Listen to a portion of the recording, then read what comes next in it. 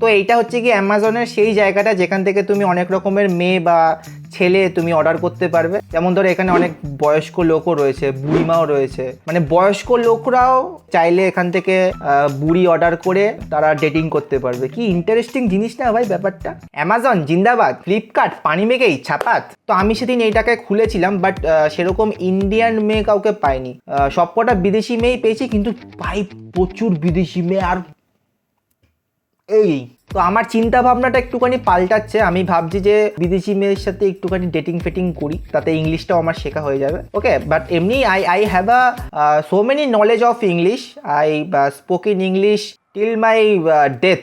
তুমি ধরো কোনো মেয়েকে চুজ করলে যে আমার এই মেয়েটা খুব পছন্দ হয়েছে, আমি এই মেয়েটার সাথে ইয়ে করব, তো এই মেয়েটার পুরো ডিটেলস তোমার কাছে চলে আসবে। কোয়ালিটি টাইমটা ভালো করবে, ফিজিক্যাল বড়দের বিষয়।